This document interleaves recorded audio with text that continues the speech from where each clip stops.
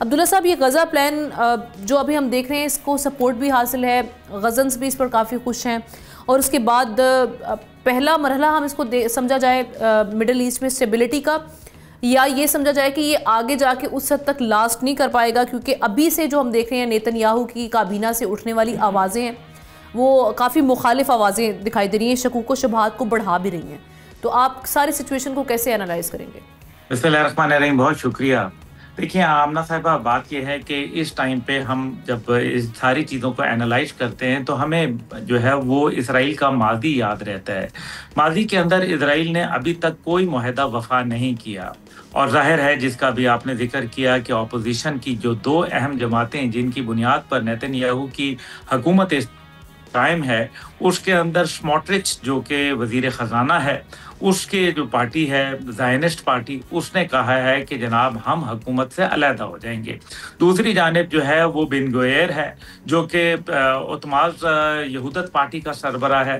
وہ اس ٹائم پہ فی الحال خاموش ہے اور وہ نیشنل سیکیورٹی کا منسٹر بھی ہے. لیکن ماضی میں یہ دونوں منسٹر جو ہیں بڑا واضح دو ٹوک انداز میں کہہ چکے ہیں کہ اگر اس قسم کی کوئی سیٹلمنٹ ہوتی ہے تو پھر ہم حکومت سے علیحدہ ہو جائیں گے، جس کا مطلب یہ ہے کہ بینجامن نیتن یاہو کرپشن کے چارجز کے اندر جو ہے وہ بیہائنڈ بارز چلا جائے گا. ظاہر ہے یہ اس کے لیے ڈو اینڈ ڈائی کا مسئلہ ہے. اب امریکی صدر ڈونلڈ ٹرمپ صاحب جو ہے وہ خود آ رہے ہیں، کیونکہ اس کے اوپر باقاعدہ اسرائیلی پارلیمنٹ جس کو کنیسٹ کہتے ہیں، کنیسٹ کے اندر باقاعدہ جو ہے وہ اس حوالے سے جو ہے ووٹنگ ہوگی،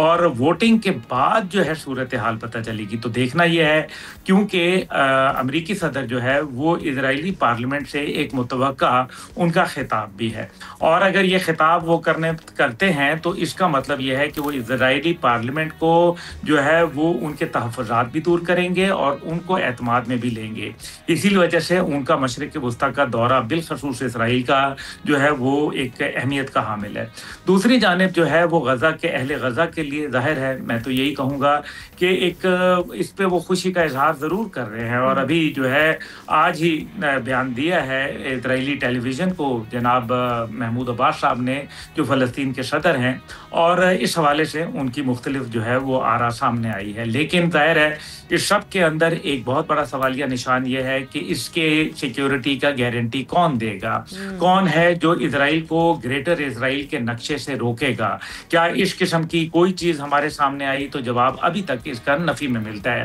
دوسری جانب جو ہے وہ انہوں نے کہا ہے کہ قطر اور مصر کے جو فوجی ہیں 200 فوجی جو ہے وہ اہلکار اس سارے کے اوپر مامور ہوں گے. اس کے اندر کیا مزید ممالک کی فوج جو ہے جس طرح سے ماضی میں بات ہوئی وہ تعینات ہوگی، کیونکہ دیکھیں نا جب آپ کو یاد ہے کہ اسلامی ممالک میں سے جو ہے انڈونیشیا باقاعدہ بتا چکا ہے کہ 20,000 فوجی جو ہے وہ بھجوانے کے لیے تیار ہے، لیکن اس سارے میں ابھی تک انڈونیشیا یا دیگر یا پاکستان سمیت کسی بھی فوج کا ذکر نہیں آیا ماں سوائے مصر اور جو قطر ہے. اب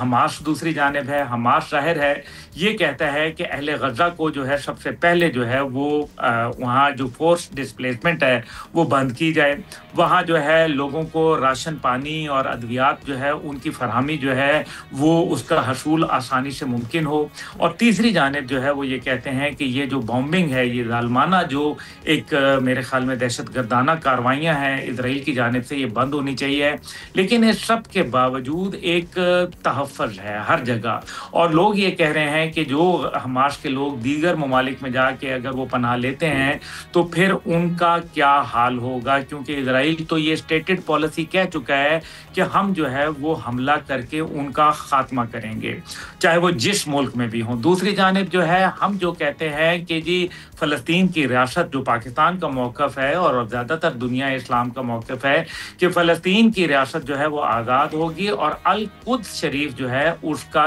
کیپٹل ہوگا. کیا ایسا ہو سکے گا؟ کیا ایسا جو ہے اگر نہ ہوا تو پھر اس کا رد عمل کیا ہوگا؟ یہ بھی ایک بڑا اہم سوال ہے. حکومت کیسے بنائی جائے گی وہاں سے؟